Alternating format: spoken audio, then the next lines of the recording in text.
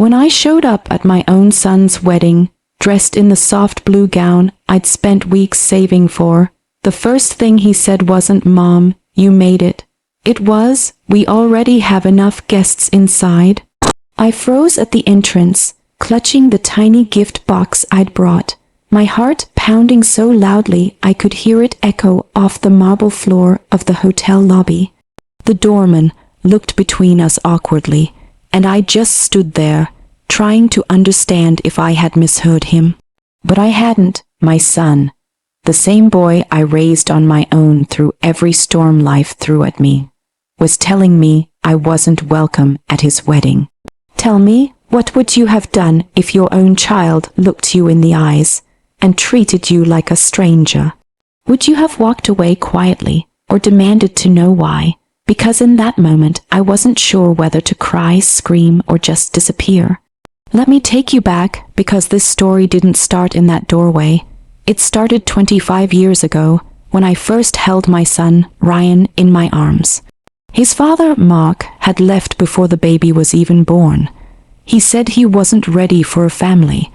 I was 22, terrified, broke, and completely alone. But the first time Ryan wrapped his tiny fingers around mine, I knew every sleepless night would be worth it. I worked 2 jobs to keep us afloat, waitressing during the day and cleaning offices at night.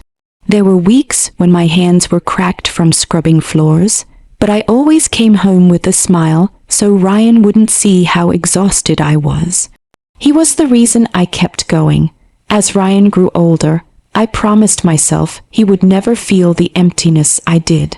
I went to every parent teacher meeting, every soccer game, every recital. When he got sick, I slept beside his bed until his fever broke. When he wanted to go to college, I sold my car and took out loans I could barely afford. I didn't mind. Every sacrifice felt like an investment in his happiness, and for a long time it seemed worth it. He'd call me every Sunday after he moved out, updating me on classes, friends, and later, his job at an accounting firm. I was proud, so proud I'd often tear up just hearing his voice. But then, slowly, something began to change. It started small, missed calls, short replies to my messages. Then, one day, he stopped visiting altogether. I brushed it off at first, thinking he was just busy. But as months passed, I realized he was pulling away. The last time I saw him before the wedding invitation came, he'd come by to pick up some things. He seemed distracted, checking his phone constantly. I asked if everything was okay. He said, "Yeah, Mom, I'm just tired." Then, almost as an afterthought, he added, "You don't have to worry about me so much anymore." That sentence lingered with me long after he left. When his wedding invitation arrived, I cried. It wasn't even addressed to Mom. It said Ms. Ellen Parker. But still I was overjoyed. My boy was getting married. I immediately started saving to buy a gift. A small diamond, studded tie pin, elegant but simple. I imagined how handsome he would look wearing it. I even bought a new dress, something modest yet special, in soft blue because he'd once told me it was his favorite color on me. I counted down the days to the wedding, telling every neighbor, every coworker, how proud I was. Then came the big day. The venue was grand, a luxury hotel downtown. As I stepped out of the cab, I felt my heart swell with pride. I walked up the steps, clutching my little gift bag, ready to see my son start a new chapter. But at the entrance, when he turned and saw me, everything inside me shattered. His smile faltered. His eyes darted to the man standing beside him, his fiancée's father, I later realized. And then he said it, "We already have enough guests inside." My knees nearly buckled. For a second I thought it was a joke. But his tone wasn't playful. It was cold, detached, like I was some distant relative who had shown up uninvited. I whispered, "Ryan, it's me, it's Mom." He looked around nervously, as if embarrassed to be seen with me. "Mom, this isn't the right time," he muttered. "We have limited seating," and he trailed off. I felt every eye in the lobby on me. "I just wanted to see you to give you this," I said, holding out the little box. He didn't take it. Mom, please, he hissed, not here. His words cut deeper than any knife. I turned around slowly, forcing my trembling legs to move. Each step away felt like walking through quicksand. Outside, the cool air hit my face and I finally let the tears fall. I sat on a bench near the parking lot, clutching the gift box. I don't know how long I sat there, staring at the ground. My thoughts kept racing. What had I done to deserve this? Had I smothered him? Expected too much? I'd spent years dreaming of this day, and now my son was ashamed of me. Just as I was about to leave, a familiar voice called my name. It was Sarah, my son's college friend. She looked shocked to see me outside. Ellen, why are you out here? The ceremony's about to start. I told her what happened and her expression darkened. That's not right, she whispered. Come with me. Before I could protest, she took my hand and led me through a side entrance. We slipped quietly into the back of the ballroom. The ceremony had just begun. Ryan stood at the altar, looking handsome and nervous.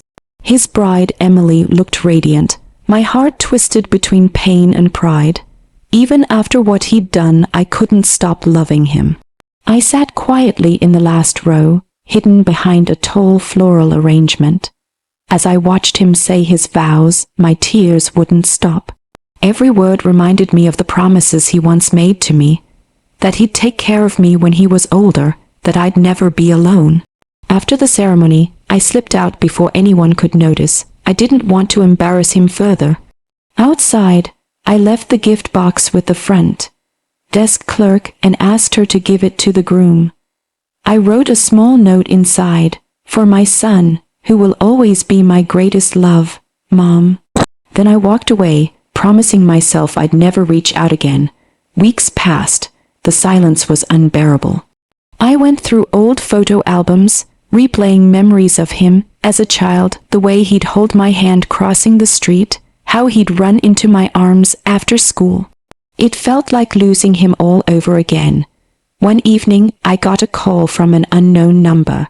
When I answered, there was silence for a moment, then a soft voice, Mom. It was Ryan. My heart nearly stopped. He sounded different, shaky, remorseful. Can I come over? He asked. I hesitated but said yes. When he arrived, he looked exhausted. His tie was loose, his eyes red. He sat down at the kitchen table, the same one where he'd done homework years ago. I don't know where to start, he said. Maybe at the wedding. I replied quietly. He sighed deeply. I messed up, Mom. I really did. He told me that Emily's parents had paid for most of the wedding, and they'd made subtle comments about keeping things elegant and limiting guests. He hadn't realized how cruel it sounded until later, when he saw the gift box I'd left. When I read your note, he said, voice cracking, I felt like the worst person in the world. He reached into his jacket pocket and pulled out the tie pin I'd bought. I wear this to work every day now, he said, tears glistening in his eyes. I'm so sorry, Mom. I thought I was trying to impress them, but I ended up losing myself and almost losing you. I couldn't hold back anymore. I reached across the table and took his hands. Ryan, I whispered, you could never lose me. I've loved you every second of your life, even when it hurt. We both cried then, years of distance melting away. He promised me he'd never let anyone come between us again. A few weeks later, he brought Emily over for dinner. I was nervous, unsure if she'd look down on me too. But she surprised me. Mrs. Parker, she said, handing me flowers. I've wanted to meet you properly. Ryan's told me everything. You're incredible. That night, we laughed, shared stories, and for the first time in years, I felt whole again. I realized something important. Sometimes our children make mistakes not out of hate, but out of fear. Fear of judgment, fear of not fitting in, but love. The kind of love a mother has, it can reach through any wall, no matter how high. So that's what happened. My son shut me out of his wedding, but we found our way back to each other. Tell me, what would you have done in my place? Would you have walked away forever, or waited for the day they realized what you meant to them? I had to make a choice, to let bitterness take root or to forgive, And I chose forgiveness not because what he did was right, but because holding on to love is the only way I know how to live. Now, every Sunday, Ryan and Emily come over for dinner. He calls me every morning just to say hello. And sometimes when he hugs me goodbye, he whispers, "Thank you for never giving up on me."